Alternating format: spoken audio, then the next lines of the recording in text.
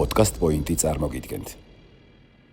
როგორ შევწყვათ იდეალური სტეიკი? ჭარბწონიანი ადამიანები ხშირად არ შეხვდება საფრანგეთში, უფრო ფით ხალხი არის. მე საფრანგეთში რო ჩავედი, 100 კილო მოვემატე ეგრევე.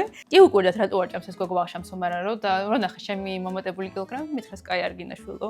კარაქი არის ჩემთვის ყველაზე ჯანსაღი ცხიმი, რაც კი არსებობს. ზოგადად როზმარი და ტიმიანს თითქმის ყველა კერძში იყენებენ საფრანგეთში. ყველაზე მთავარი რაც მინდა რომ მათგან გქონდეს საქართველოში, ეს არის ოჯახთან ერთად მირთმევა. სოკოს ნამწვავშივე სტეიქს არანაირი დაბასტურმება არ ჭირდება.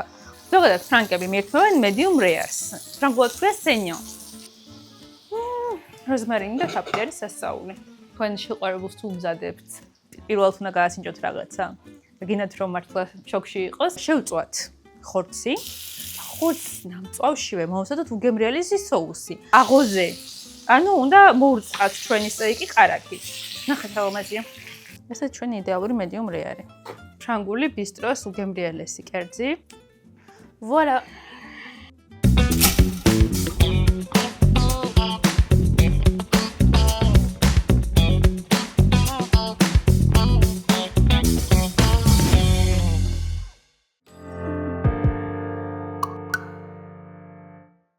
Coucou tout le monde, c'est Nutsa et vous êtes en train de regarder Easy Plate. გამარჯობა მეგობრებო, მოგესალმებით, ეს არის Easy Plate-ის ახალი ფორმატი. მინდა გახაროთ, რომ ძალიან საინტერესო რეცეპტი მინდა შემოგთავაზოთ. ფრანგული რეცეპტი იქნება დღეს, ზოგადად ფრანგული ეპიზოდი გვექნება. ჩემს ისტორიასაც მოგიყვებით თავიდან ბოლომდე, როგორ მოხდი საფრანგეთში, როგორ შეგიძლიათ თქვენს მოხდეთ საფრანგეთში. მიიღოთ ეს გამოცდილება, რომელიც მივიღე მე 10 წლის წინ. უკვე არ მჯერა რომ 10 წელია რაც ამ სფეროში ვარ და ძალიან მიყვარს ჩემი პროფესია დღემდე და ძალიან ყოველდღიურად ვსწავლობ სხვადასხვა რაღაცებს. ამიტომ მინდა რომ მე ჩემი ცოტა თქვენ გაგიზიაროთ და თქვენ რამე კითხვები თუ გექნებათ, აუცილებლად დაგვიტოვეთ კომენტარებში და ყველას სათითაოდ გიპასუხებთ ნებისმიერ კითხვაზე. დღევანდელი ეპიზოდი უნდა მივუძღვნათ სტეიქს და გემრიელ გარნირს. საფრანგეთში ზოგადად კერძები შედგება მთავარი ელემენტისგან, რომელიც არის ცილა აუცილებლად და ეს არის ხორცი და ჩვენ გვაქვს საქონლის სუკი, რომელიც საქართველოში ერთ-ერთი ყველაზე რბილი ხორცია, რადგან საქართველოში გვიჭირს ზოგადად რბილი ხორცის შეძენა, რადგან ჩვენი ძროხები, რაც არის საქართველოში, არიან რძის ძროხები, რომლისგანაც წველით რძეს.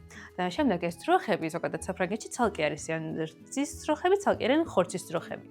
ის ძროხები, რომლებიც იწველიან რძეს, არ უნდა იყოს ხორცად გადაქცეული. საფრანგეთში მაგალითად აგზავნიან სხვა ქვეყნებში, როცა უკვე ვადაგასტით შხილებში რომ თქვა და ისეთ ძროხებს, რომელიც რძის მოწვევა აღარ შეუძლიათ, იმის მაგალითად რომ მიერთვან, ყიდიან სხვა ქვეყნებში. შეიძლება ჩვენ ქვეყანაში ჩავარდეს ის ძროხები. შემდეგ ჩვენ მათ ვამუშავებთ და ამიტომაც არ იღეჭება ისე კარგად, რადგან სხვა ჯიში არის და ჩვენ გვჭირდება სხვა ჯიში. ერთადერთი ნაჭერი, რომელიც არის რბილი ამ რძის ძროხებისგან, არის საქონლის სუკი. რადგან ეს ადგილი არ მოძრაობს და არ არის არც ბევრი ძარღვი, არც ბევრი კუნთი, ამიტომ ყველაზე რბილი ნაჭერი არის და ძალიან კარგად მიირთმევა. ამიტომ ერთადერთი ნაჭერი, ძირითადად რომელსაც მე ვყიდულობ ხოლმე საქართველოში, როცა სტეიკი მინდება, არის საქონლის სუკი. შედარებით ძვირი ღირს, მაგრამ ტექსტურა ვერ შეედრება იმას, რაც გსურთ რომ სხვა ნებისმიერ ნაჭერში მოიძიოთ. აქედან გამომდინარე, გირჩევთ რომ შეიძინოთ ხოლმე საქონლის სუკი და ძალიან გემრიელი, ყოველ ჩემ მეგობარს ამას ვასწავლი ხოლმე. გარნირისთვის მოვამზადებთ კარტოფილის პიურეს ფრანგულად, ჟოელი რობუშონის რეცეპტით, რომელიც არის ნახევარი კარტოფილი, ნახევარი კარაქი და ნახევარი რძე. და კარაქს გამოვიყენებთ, რადგან საფრანგეთის სამზარეულოში კარაქი არის ერთ-ერთი მთავარი ინგრედიენტი და მეც ძალიან მიყვარს და პატივს ვცემ ამ საოცარ ინგრედიენტს. ასევე გვექნება ახალი კარტოფილი, რომელსაც მოვთუშავთ ტაფაზე ცოტა წითელ ღვინოსთან ერთად, იმიტომ რომ გარნირს ძალიან დიდი ყურადღება ექცევა. წითელი ღვინოს გვექნება ასევე სოუსი, აფილოსთან ერთად, ცოტა სოკოს გამოვიყენებთ, როზმარინი დაგვჭირდება ხორცის შესაძლებლად და ოხრახუში რომ დავაგვირგვინოთ ეს ჩვენი კერძი და შევკრათ. როგორ ვიწყებ ზოგადად კერძების დამუშავებას? ჩემ ტვინში წარმოვიდგენ, როგორ შემიძლია პარალელურად ვაკეთო საქმეები. იმიტომ რომ ჯერ რომ თქვა დავიწყო ხორცის შეწვა, ის გაცივდება, მერე რომ დავიწყო კარტოფილის მოთუშვა, კარტოფილის პიურე დამჭირდება, რომ მოუხარშო და ამას დროს დავყარყავ, ამიტომ ყველაზე მეტი დრო ჭირდება კარტოფილის პიურეს. და რა თქმა უნდა ავადუღოთ წყალი. ამ შემთხვევაში კარტოფილის პიურე შეგვიძლია ცივი წყლით დავიწყოთ, კვერცხისგან განსხვავებით. ამაზე დავბრუნდები, რადგან წინა ეპიზოდში ბევრს ჰქონდათ იმაზე კითხვა, თუ რატომ უნდა მოუხარშოთ კვერცხი ადუღებულ წყალში და ამაზეც გიპასუხებთ, მაგრამ მანამდე მოდი კარტოფილი დავჭრათ, რომ სწრაფად მოიხარშოს და პატარ-პატარა კუბებად გავამზადოთ. იმისთვის, რომ დაფამ არ ისრიალოს და ესე წინდა უკან არ იაროს და შეიძლება რისკიც არის, რომ ხელი გავიჭრათ, აუცილებლად დაგვჭირდება ორი ხელსახოცი, რომელიც უნდა დავასველოთ, რომ დაფა მიებჯინოს მაგიდას. და ამ შემთხვევაში ვიქნებით დაცულები იმისგან, რომ არ იმოძრაოს დაფამ და ჩვენც კარგად დავჭრათ იმას, რასაც ვჭრით. როგორც ხედავთ, დაფა არის მყარად და აღარ მოძრაობს. ეხლა უნდა დავიწყო კარტოფილის დაჭრა, რომელიც გამზადებულია და გათლილია და წყალიც გადავლებული აქვს, რომ ზედმეტი მიწა არ გაყვეს. და ეხლა უნდა დავჭრა პატარ-პატარა ნაწილებად, რომ სწრაფად მოუხარშოთ, იმიტომ რომ არ ვიცი შეამჩნიეთ თუ არა, მაგრამ მიყვარს ყველაფერი სწრაფად მომზადება, მარტივად და ისე რომ ბევრი დრო არ დავკარგოთ სხვადასხვა ხრიკებს თქვენს გასწავლით. მაგალითად, ის რომ აი ესე გათლილი და უკვე დაჭრილი მოუხარშოთ კარტოფილის პიურე, რადგან მთლიანი კარტოფილები მაინც იგივე არის და ჯობია რომ მოუხარშოთ პატარა ნაჭრებად. პრინციპში 3 კარტოფილი საკმარისია და ცივ წყალშივე შეგვიძლია გადავიტანოთ. დაახლოებით 15-20 წუთი დაჭირდება ახლა ამას 1 საათის მაგივრად, რომ მოიხარშოს და ამასობაში გადავალ სხვა ბოსტნეულზე. ეხლა გადავიდეთ სტაფილოზე, რომელიც ძალიან სასარგებლოა ჩვენი ჯანმრთელობისთვის და საფრანგეთში გეტყვით ახლა როგორ მიირთმევენ ზოგადად კერძებს და ძალიან სწორია და მიუხედავად იმისა, რომ ბევრს ჭამენ და კარაქიანს ჭამენ, არ სუქდებიან და მე გეტყვით ახლა რატო.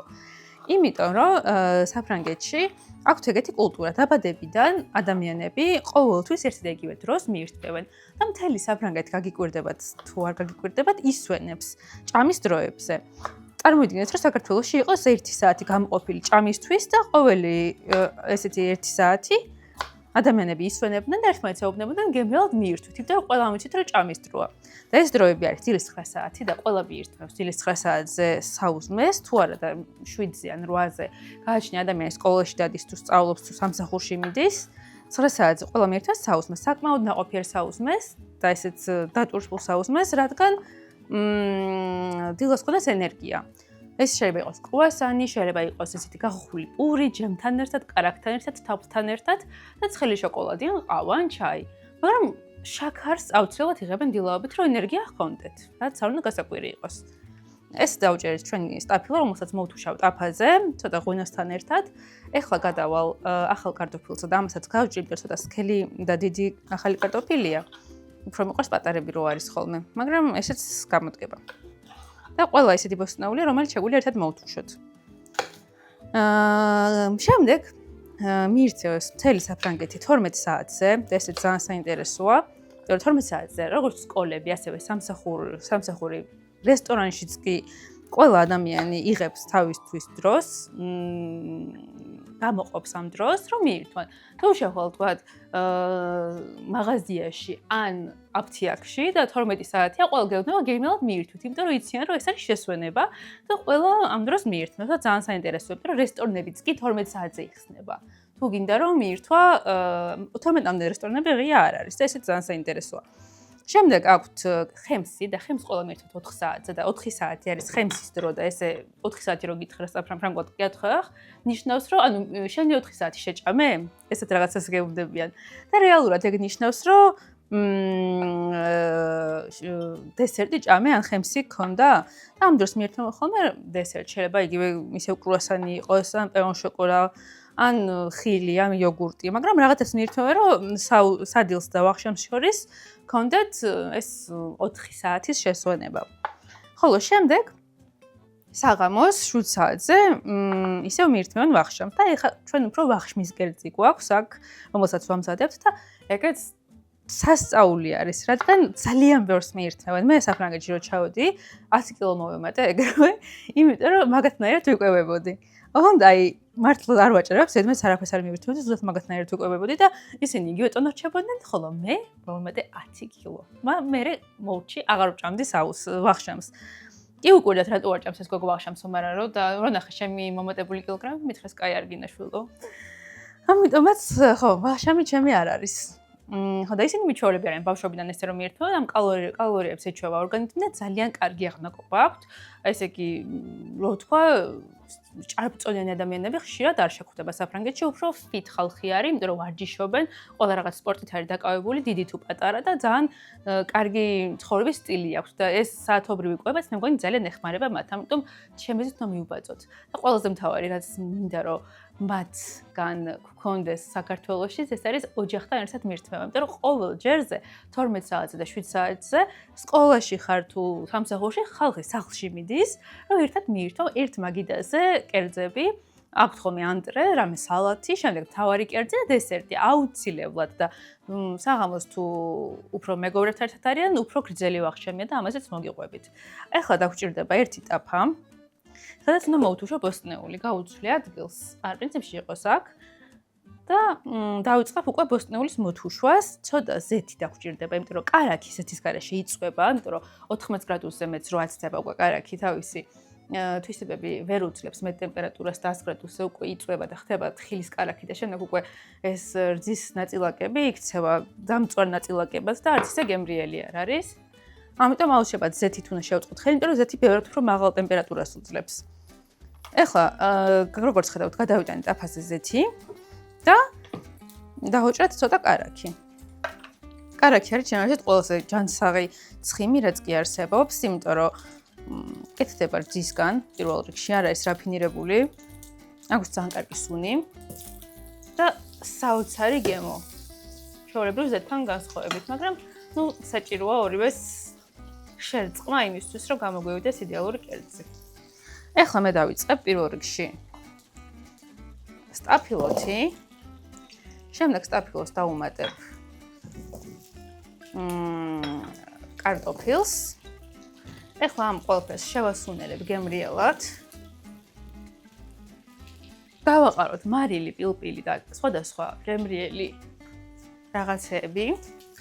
რომ თავიდანვე გემო შეიძინოს და შევიდეს სიღრმისეულად შიგთავსში ეს მარილიც. ძალიან მოუხდება ცოტა როზმარინი ახლა ამ ბოსტნეულს. ზოგადად როზმარინი და ტიმიანს თითქმის ყველა კერძში იყენებენ საფრანგეთში, იმიტომ რომ სუნელები იმდენად არ უყვართ, ამიტომ მხოლოდ ეს როზმარინს გამოვიყენებ და პილპილს. თავარი სიზონინგი, ანუ გემოს დამატება საფრანგეთში არის მარილი და პილპილი. სხვა არაფერს არ იყენებენ პრინციპში. იშვიათად, მაგრამ ხშირად არა. აი ესე აშიშყინდა ჩვენი ბოსტნეული, ახლა პილპილსაც მოვაყრი. და ცოტა ხანი უნდა დავაოდოთ, ახლა კარამელიზაციას გააკეთებთ, შემდეგ შინჰანს მოითუშება და სოკოს ცალკე ტაფაზე მოუთუშავ, იმიტომ რომ ეს ცოტა პატარა ტაფა არის. და თან სოკოს უფრო ნაკლები დრო ჭირდება და ძალიან ცხელ ტაფაზე ჭირდება და ამას საშუალო ცხელ ტაფაზე ჭირდება, იმიტომ რომ ეს ბოსტნეული ცოტა დიდი ხანი უნდება. ეხლა გასწავლით როგორ შევწყვეტ ყველაზე გემრიელად სოკო. სოკოს ჭირდება ძალიან ცხელი ტაფა, ცოტა ზეთი, ბევრი ზეთი არ ჭირდება და უნდა მოუთუშოთ ისე რომ ზედმეტი წყალი გამოუშვას. სოკოში არის ძალიან ბევრი წყალი. და ალბათ ისეთი კითხვაც გაგიჩნდებათ, უნდა გავრეცხოთ თუ არა სოკო. სოკო თუ ჭუჭყიანია, აქვს მიწა, რაღაც სპეციფიური ცუნი, აუცილებლად უნდა გარეცხოთ. თუ სოკო არის სუფთა და ვიზუალურად ვერ ხედავთ, რომ რამე გასარეცხი აქვს, ჯობია არ გარეცხოთ, რადგან ზედმეტი წყალს შეიწოვს და სოკოები არის როგორც ღრუბლები, ესე თუ ბევრ წყალში მოათავსებ ან წყალში ჩაყრი, მას აუცილებლად შეიწოვს და შემდეგ გახდება როგორც რეზინი, ამიტომ არ გვინდა ჩვენ ესე სოკოს გარეცხვა.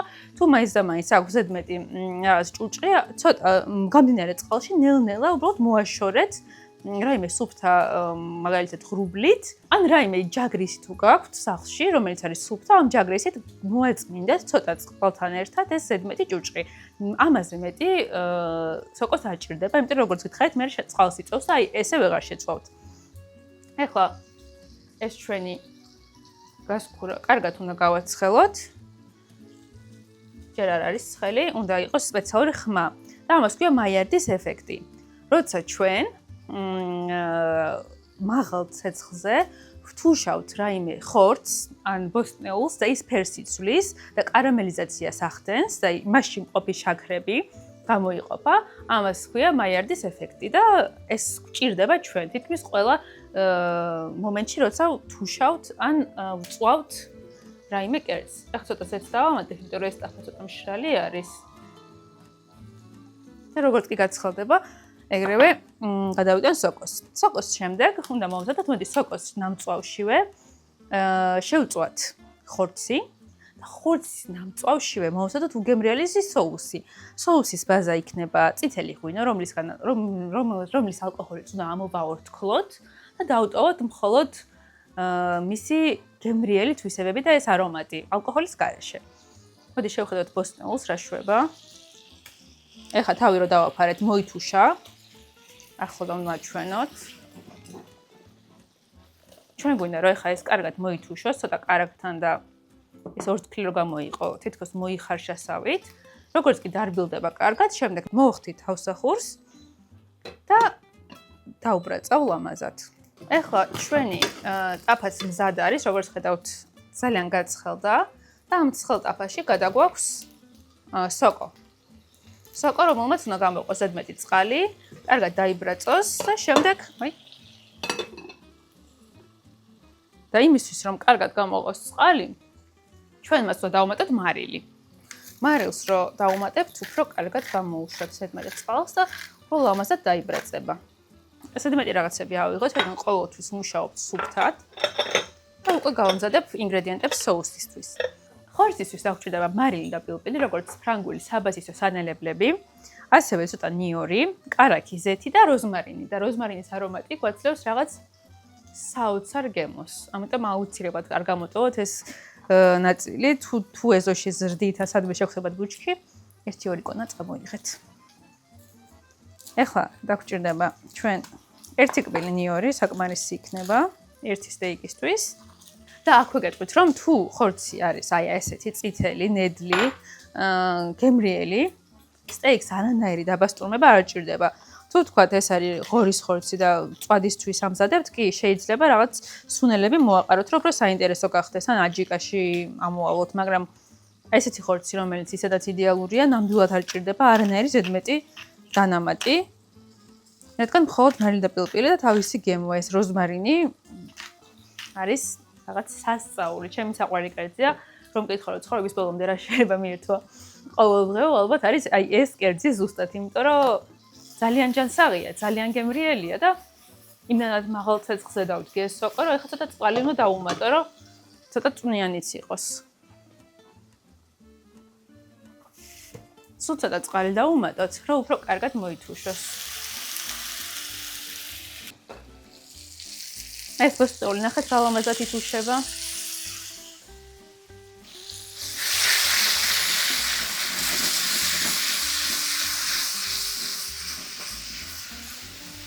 ახლა ამას ცოტა თაფლი რო დავუმატოთ, გამოვა რაღაც სასწაული და მოდი ახლა იმპროვიზაციის სახით სულ ცოტა თაფლს დავუმატებ და ეს კარამელიზაცია კიდევ უფრო გემრიელი იქნება, ცოტა მოდკო გემო უფრო განვითარდება და რაღაც სასწაული გამოვა. თუ არის თაფლი, რა თქმა უნდა, სახლში. კი არის.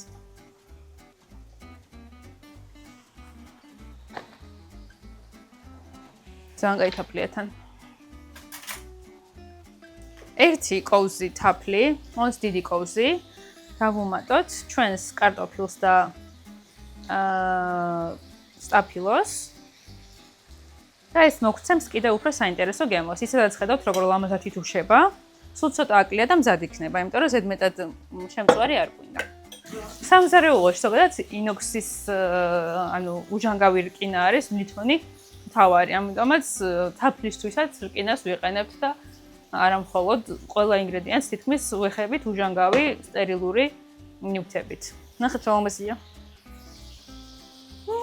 როზმარინი და თაფლი არის სასწაული. როგორც ხედავთ, სოკო მაქვს მაქსიმალურ სიმძლავრეზე, ხოლო ეს ბოსტნეული არის დაბალ სიმძლავრეზე.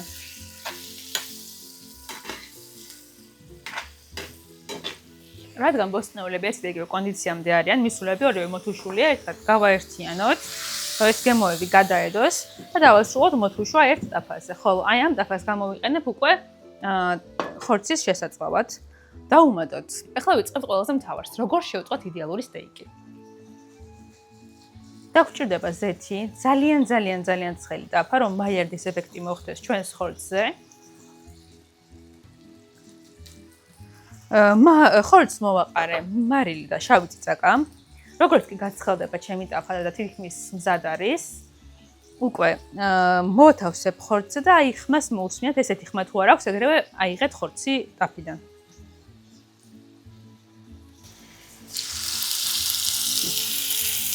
გესმის ხო ხმა?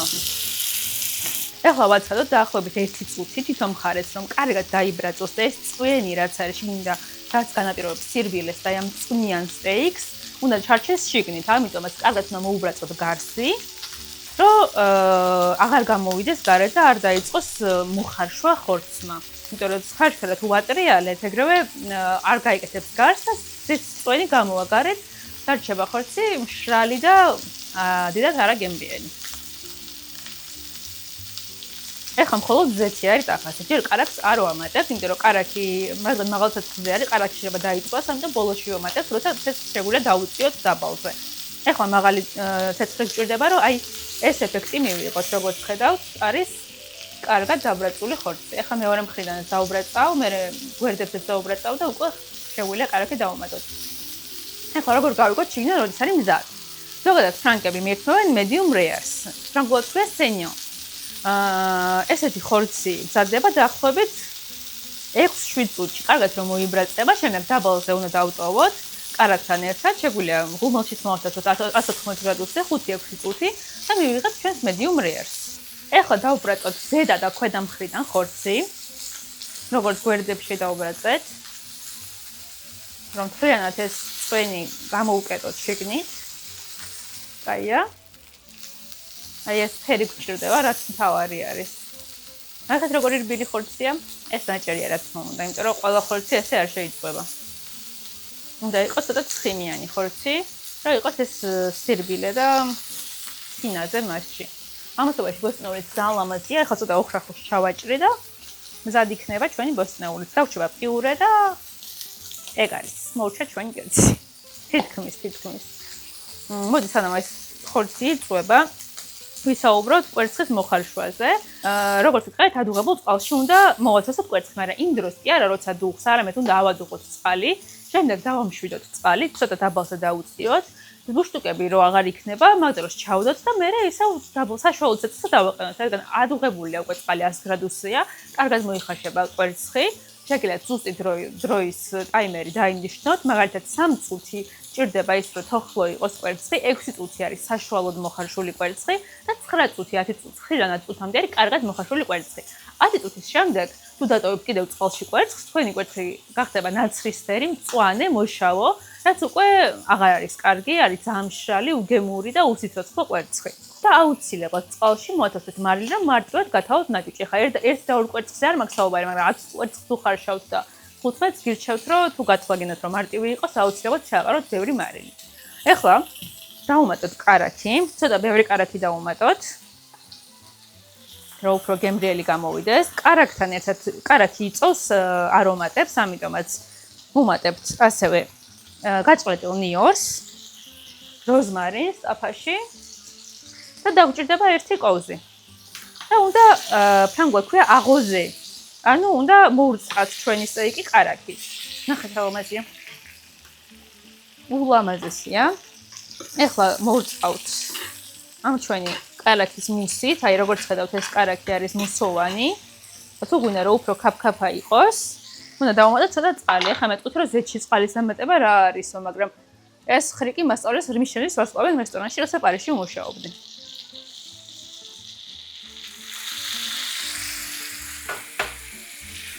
და ამგვარად შეგვიძლია მივიღოთ უფრო ქაფქაფა წყალი კი არა კარაქი, რომელთაც მოურწყავთ ჩვენს სტეიქს. ეხლა მე რომ მკითხო, მე სტეიქს ესეც ძალიან გემრიელად მივირთმევ, მაგრამ აუცილებლად უნდა დავასვენოთ ხორცი, იმიტომ რომ ეს წვენები ახლა რაც შოკი მიიღო და შეიწვა და შეიბრაწყა, არის მომჯდარი და ნელ-ნელა რომ დარბილდეს და ეს წვენები ყველგან კარგად გადანაწილდეს, აუცილებელია რომ 10 წუთი დავასვენოთ ტაფიდან გადმოღებული ან გათიშულ ტაფაზე და შემდეგ დავჭრათ. მანამდე არ დაჭერთ, თორემ მთელი წვენი ეგრევე გადმოიღვრება. ბოსტნეულიც მზად არის და მოდი ახლა პიურეზე გადავიდეთ.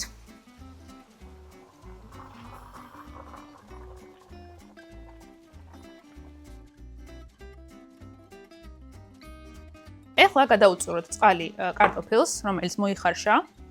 შეგიძლიათ ცოტა წყალი დაუტოვოთ. მოც ძალიან ცოტა. უკეთესი ტექსტურისთვის. თუ გინდათ რომ იდეალური და სასწაული და მართლა თქვენ შეყვარებულს თუ მზადებთ, პირველად უნდა გაასინჯოთ რაღაცა. და გინდათ რომ მართლა შოქში იყოს, მაშინ გადაცერით ეს კარტოფილი, რომ იყოს გაცრილი. ცოტა დრო ჭირდება და ხელების მუშაობა. როგორც ხედავთ, აი ამდენ კარტოფილს უმატებ 100 გრამ კარაქს მთლიანად.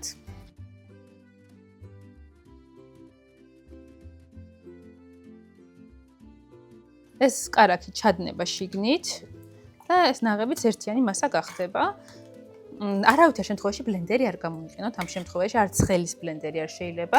ხელის მიქსერი შეიძლება, მაგრამ ფრთხილად იყავით, რომ ზედმეტი სახამებელი არ გამოეყოს კარტოფილს და არ გამოგივიდეთ სახამებლიანი ესეთი წეპია პიურე.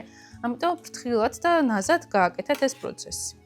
ნაღები დავუმატე დაახლოებით 250 გრამი და კარტოფილი გვქონდა დაახლოებით 400-500 გრამი.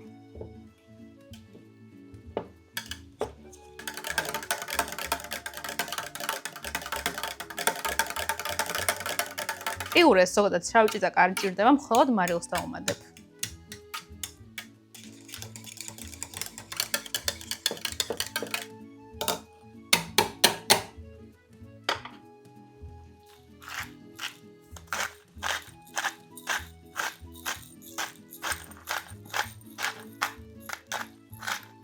ხორცი გავუშვათ დასასვენებლად დაფაზე და ამასობაში გავხსნათ ღვინო და ზუსტად ამ ნამწვავში, სადაც არის ეს კარაქი და სოკოს არომატი და ნიორის არომატი. დავუმატოთ ცოტაოდენი ღვინო. ახლა გავხსნი ღვინოს. ამ ღვინოს ნაცვლად შეიძლება თქვენი ღვინო ყოფილიყო, მაგრამ თუ დაინტერესდებით მოგწერეთ. კაი, ეს ღვინო დავასხათ ახლა. ცოტა დაგჭირდება, ბევრი არა. და ღვინოსთან ერთად, ეხლა როგორც კი ამოარგდება, დავუმატეთ ცოტა სახამებელს, რომ შესქელდეს. და ამასობაში უკვე შეგვიძლია გადავიდეთ სერვირებაზე. სანამ ჩვენი соуსი მომზადდება, ბოსტნეული მზად არის, ხორცს დავჭრით და ერთადერთი რაც დამრჩა ეს არის, რომ დავჭრა ცოტა ოხრახუში გაფორმებისთვის. ცოცხალი გემოსთვის მოვაყაროთ ოხრახუში ბოსტნეულს. აი ასე. შევუდიოთ კარგად ერთმანეთს. და ჩვენი გარნიერი მზად არის. როგორც ხედავთ, ხორცის соуსი გასქელდება ახლა. ამასაც შეიძლება მარილი დაჭირდეს და დავუმატოთ მარილი. ყველაფერში შედება მარილი, რომ გემოები გახსნას. ეს ალბათ ჩემზე უკეთესად იცით. ახლა ცოტა ფქვილს ჩავყრი соуსში, რომ გასქელდეს. შეგვიძლია გადავიდეთ სერვირებაზე. ესე ჩვენი იდეალური medium rare არის. როგორც ხედავთ, გარშემო არის ვარდისფერი, შიგნიდან არის წითელი. ამას სისხლი და უმი არ ქვია, ეს არის მხოლოდ ხორცი, რადგან სისხლს ძროხას დაკვლისას აცლიან. ეს არის მხოლოდ ხორცი, რომელიც არის ნაკლებად მომზადებული, როგორც ფრანგები მიირთმევენ ზუსტად ისე. თუ გინდათ უფრო მეტად შეიწვას, გამოაცხეთ ზუსტად იგივე პროცესი, გამოაცხეთ ხუმალში 10 წუთი და იქნება უფრო კარგად მოხარშული, მაგრამ თუ ესეთ ხორცს ყიდულობთ, გირჩევთ, რომ ესე მიირთვათ, იმიტომ რომ ბევრად უფრო გემრიელია და არანაირი რისკი არ არის. თუ სანდო ყავთ, რა თქმა უნდა, თქვენი ხორცის გამყიდველი. ჩვენი უგემრიელესი პიურეც მზად არის.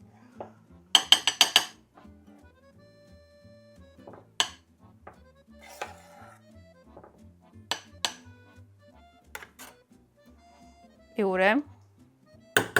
მოდი ლამაზად გავაფორმოთ. ესე. შემდეგ ხორცი. აი ასე. ასევე ბოსტნეული, რომელიც არის კარამელიზირებული და იდეალურად მომზადებული. და ძალიან ლამაზი და თან ვიტამინების წყარო. და ძალიან დიდი პრიორიტეტი აქვს საფრანგეთში ბოსტნეულის მირთმევის, ამიტომ სეზონურად ყოველთვის დღიურად მირთმევენ სხვადასხვა ბოსტნეულებს და ნახეთ რა ლამაზი ფერი აქვს. ერთი ულუფისთვის საკმარისია. ახლა ცოტა соуსი მოვასხათ. ხორცს. აი ასე. ოდნავ ოხრახუშით გავაფორმოთ. Voilà. ესეც ფრანგული ბისტროს უგემრიელესი კერძი, რომელსაც მე მთელი ცხოვრების განმავლობაში ყოველდღე შემიძლია ამის მირთმევა. თუ რა თქმა უნდა ვერ მიირთმევთ ასეთ ხორცს, გასაგებია და შეგიძლიათ მეტად მოამზადოთ, მაგრამ მე გიზიარებთ როგორ მიირთმევან ასეთ ხორცს საფრანგეთში. მეც იქ ვისწავლე ასე მირთმევა და დღესდღეობით ნამდვილად მირჩევნია ასეთი შემწვარი ხორცი, ჩვეულებრივ კარგად მოხარშულ ხორცს თუ შემწვარ ხორცს. ამიტომ ხო, რა თქმა უნდა, გემოვნებაზე არ დაობენ, იმედია მოგეწონათ ეს ეპიზოდი, მოამზადეთ ეს კერძი, გასინჯეთ და დაგვიწერეთ შემდეგ კომენტარებში თქვენი შენიშვნები, ასევე კომპლიმენტები, გაგვიხარდება ძალიან და თუ მოგეწონათ ასეთი ფორმატი, აუცილებლად დაგვიწერეთ ესეც და რას ისურვებდით მომდევნო ეპიზოდში. მოგიმზადეთ მთელი გულით და სულით თქვენი საყვარელი ნუცა. კარგად!